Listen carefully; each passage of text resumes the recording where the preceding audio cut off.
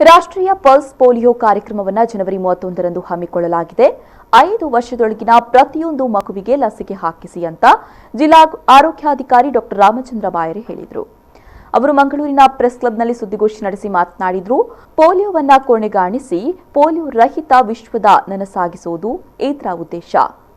5 ವರ್ಷದವರೆಗಿನ ಎಲ್ಲ ಮಕ್ಕಳು ಜನವರಿ 31ರಂದು ತಪ್ಪದೆ ಲಸಿಕೆಯನ್ನ ಪಡೆಯಬೇಕು. ವಿಶೇಷವಾಗಿ ವಲಸೆ ಕಾರ್ಮಿಕರ ಮಕ್ಕಳಿಗೆ ಪೋಲಿಯೋ ಲಸಿಕೆ ಹಾಕಿಸುವುದು ಪ್ರಾಮುಖ್ಯವಾಗಿರುತ್ತದೆ ಎಂದ ಅವರು 1995-96ರಲ್ಲಿ ಪ್ರಾರಂಭವಾದ ಪಲ್ಸ್ ಪೋಲಿಯೋ ಅಭಿಯಾನ ಅದ್ಭುತವಾಗಿ ಸಾಧನೆಯನ್ನ ಮಾಡಿದೆ. ಕರ್ನಾಟಕ ರಾಜ್ಯದಲ್ಲಿ 2007ರಲ್ಲಿ ಕೊನೆಯ ಪೋಲಿಯೋ ಪ್ರಕರಣ ಪತ್ತೆಯಾಗಿತ್ತು. ಅನಂತರ ಇಲ್ಲಿಯವರೆಗೆ ಯಾವುದೇ ಪೋಲಿಯೋ ಪ್ರಕರಣ ಪತ್ತೆಯಾಗಿಲ್ಲ ಅಂತ ಹೇಳಿದರು. ಇದೇ ಭಾನುವಾರ ಅಂದರೆ ಜನವರಿ ತಿಂಗಳ 31ನೇ ತಾರೀಕು ನಮ್ಮ ರಾಜ್ಯಾದ್ಯಂತ ದೇಶಾದ್ಯಂತ ನ್ಯಾಷನಲ್ ಇಮ್ಯುನೈಸೇಷನ್ ಡೇ ಅಂತ ಹೇಳಿದ್ರೆ ಪಲ್ಸ್ ಪೋಲಿಯೋ ಕಾರ್ಯಕ್ರಮ ಅನ್ನುವಂಥದ್ದು ಜರುಗ್ತಾ ಇದೆ. ಕೋವಿಡ್ ಲಸಿಕೆ ಪ್ರಾರಂಭೋತ್ಸವದ ಕಾರಣದಿಂದ ಜನವರಿ 17ನೇ ತಾರೀಕು ನಡೆಯಬೇಕಾದಂಥ ಈ ಕಾರ್ಯಕ್ರಮವನ್ನು ಜನವರಿ 31ನೇ ತಾರೀಕು ಅಂದರೆ ನಾಳೆ ಬರುವ ಭಾನುವಾರ ನಾವು ಈ ಒಂದು ಕಾರ್ಯಕ್ರಮವನ್ನು ಹಮ್ಮಿಕೊಂಡಿದ್ದೇವೆ.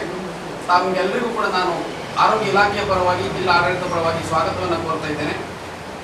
ಸ್ನೇಹಿತರೆ, ಎಲ್ಲರ ಸಹಕಾರದೊಂದಿಗೆ ಸರ್ಕಾರಿ ಇಲಾಖೆ, ಸಂಘ ಸಂಸ್ಥೆಗಳು, ಪತ್ರಕರ್ತರು, ಮಾಧ್ಯಮದವರು, ಎಲ್ಲ ಸಮಾಜದ ಎಲ್ಲ ವರ್ಗದವರ ಸಹಕಾರದಿಂದ ಇವತ್ತು ಭಾರತ ದೇಶದಲ್ಲಿ ಪೋಲಿಯೋವನ್ನು ಸಂಪೂರ್ಣವಾಗಿ ನಾವು ನಿರ್ಮೂಲನೆ ಮಾಡಿದ್ದೇವೆ.